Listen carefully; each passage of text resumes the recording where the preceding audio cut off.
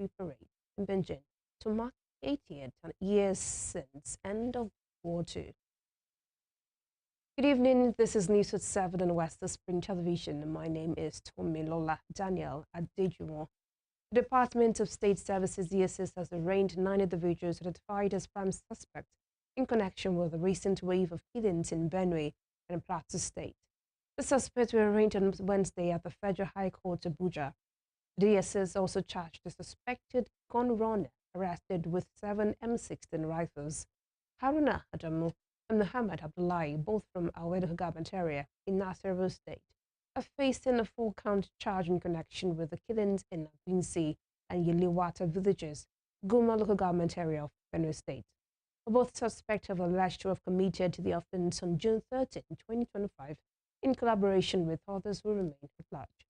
The 2 other suspects, Eren Kende Shua and Amos Aleze, both from Guma local government area of Benue State, are facing a 3-count charge over alleged reprisal attack against initial terror suspect, as well as the destruction of private property that led to the loss of 12 cattle in Upam village, Benue State.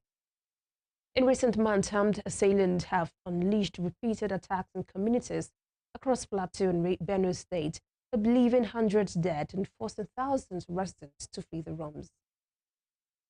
Meanwhile, the president of Muzog UTIV UK, Victor Aleva, stated that no effort has been made to rebuild the Yelwata community in Benue State following the deadly herdsmen attack in June, which claimed over 200 lives.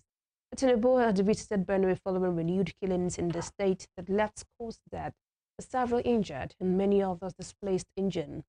But months after that visit, Aleva insisted that the Yelwata community remains in ruins despite President Tinubu's visit to the state in response to the incident. During the president's visit to Yelwata, he ordered that service chiefs and the Inspector General of Police arrest those behind this dastardly attack. A few days after Tinubu's arrest order, the Inspector General of Police, Kayode Gbetoku, announced the arrest of 26 persons suspected to be masterminds of the killings in Yelwata.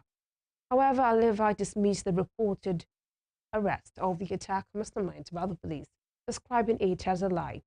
Aleva maintained that the attack in Yelwata had nothing to do with Eda's famous clash, but a calculated attempt to exterminate the people living in the village.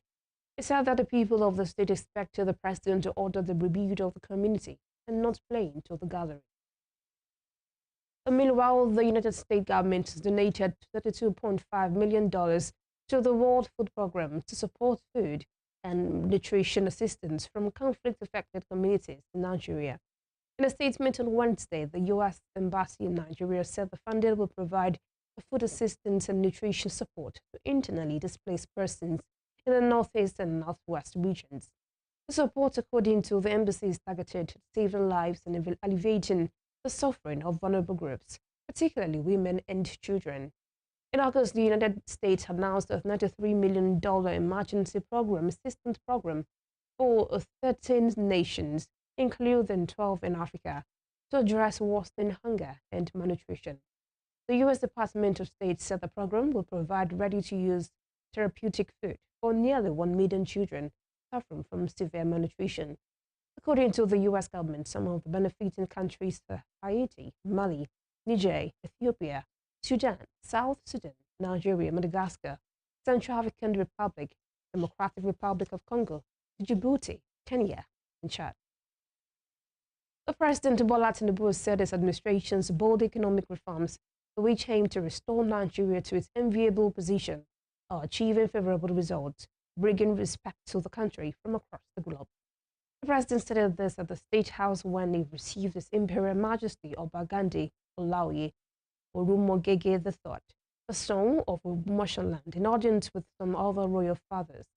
Disclosing this in a statement on Wednesday, presidential spokesman Bayo Onanuga said the president reiterated that the country's economy is now stable and attracting interest from around the world.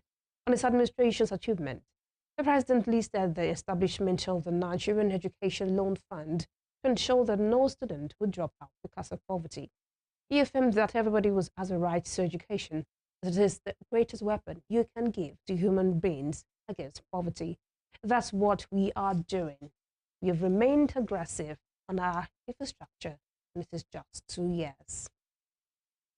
Staying with security, the Ebonyi State Police Command has eliminated a notorious criminal kingpin identified as Isaiah Okoronko.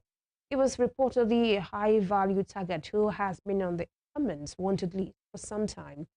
In a statement signed by the police spokesperson, SP Joshua Okandu, the command confirmed that the neutralization of the criminal kingpin was a direct result of a recent surge in armed robbery and criminal activities in the Yono community of the Ishedu local government area.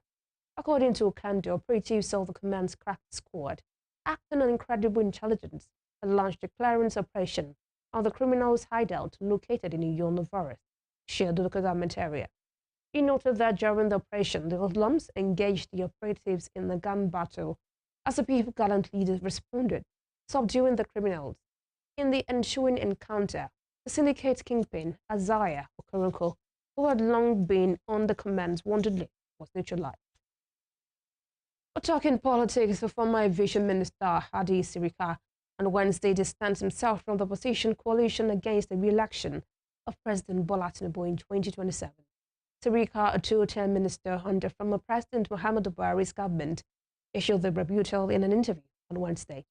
The former minister confirmed visiting the presidential villa in Abuja on Tuesday and held talks with presidential spokesman Bayo Onanuga. Earlier in July, the coalition championed by former Vice President Atiku Abubakar adopted the African Democratic Congress (ADC) as its platform for the 2027 general elections. The coalition said it aims to provide a competent, capable, and compassionate leadership that prioritizes the welfare of Nigerians. Notable members of the coalition include former Vice President Atiku Abubakar, former Governor Rotimi Amechi, and former State President David Mark, who has been appointed as the national chairman of the ADC. A former minister, Sibika, is currently facing trial for alleged corruption and abuse of office by the Economic and Financial Crimes Commission, EFCC, who accused him of awarding multi-billion naira contracts to companies owned by his family members, including his daughter, Fatima Sirika, and son-in-law, Bilal Ahmad.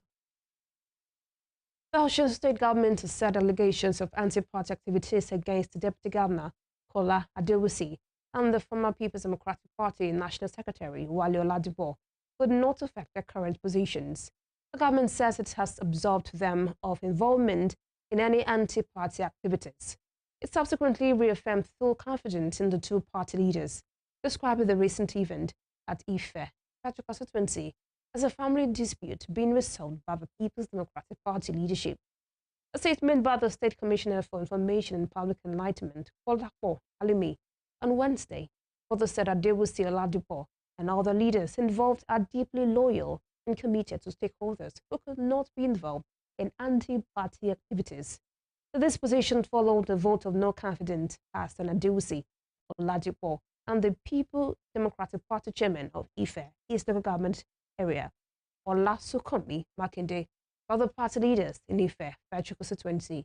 The three party leaders were accused of engaging in anti-party activities, having been found to be fraternizing with a member of the House of Representatives representing Ife, Federal constituency, Bimbo Ajile Shoro, who recently dumped the party and defected to the All Progressives Congress. Two members of the Osun State Cabinet, B.